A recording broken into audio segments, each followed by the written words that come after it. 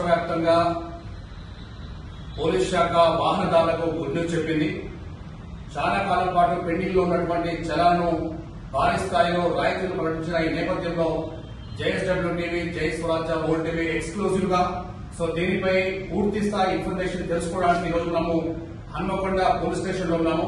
మనతో traffic assistant commissioner of police Bhojaraju గారు మరియు Hanamkonda traffic circle inspector of police Sridhar Reddy గారు ఉన్నారు.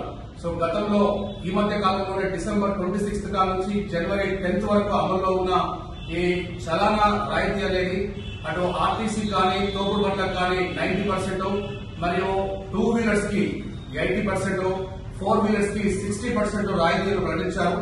దీనిపై పూర్తి విషయాన్ని, పూర్తి ఇన్ఫర్మేషన్ ని ఏసీపీ గారు తెలుసుకుందాం. నమస్తే సార్.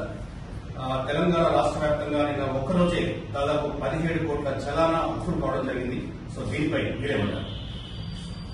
వరంగల్ కమిషనరేట్ పరిధిలోని ప్రజలందరికీ మరియు వాహనదారులందరికీ విజ్ఞప్తి చేయగా మా యొక్క ట్రాఫిక్ పోలీసు తరఫు నుంచి వారికి ప్రత్యేకమైనటువంటి విజ్ఞప్తి ఏందనగా, వారికి మన యొక్క నూతన రాష్ట్ర ప్రభుత్వం కల్పించినటువంటి గతంలో ఎవరైతే ఏ వాహనదారులు కానీ 2 వీలర్స్ కానీ 3 వీలర్స్ కానీ తోపుడు బండ్లు కానీ బస్సెస్ కానీ హెవీ వెహికల్స్ లారీస్ కానీ వాళ్ళందరికీ గతంలో పెనాల్టీ ఏదైతే traffic rules and regulations violate చేసినందుకు గాను పెనాల్టీ విధించబడిన దాని పైన ప్రభుత్వం పెద్ద మొత్తం రాయితీ కల్పించినది.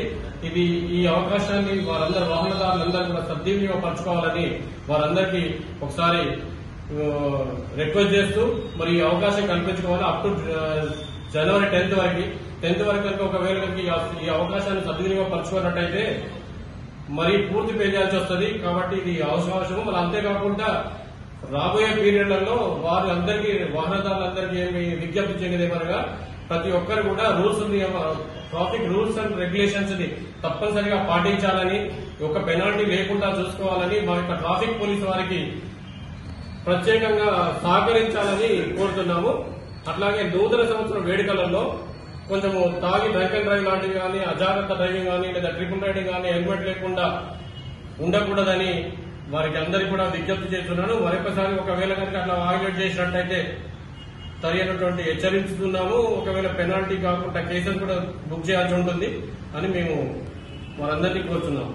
డిసెంబర్ 31 సమీపిస్తా ఉంది. మరి దీనికి సంబంధించి అటు డ్రంక్ అండ్ డ్రైవ్ విషయంలో గానీ మరి ట్రాఫిక్ విభాగం నుంచి మీరు ఎలాంటి జాగ్రత్తలు తీసుకోబోతున్నారు?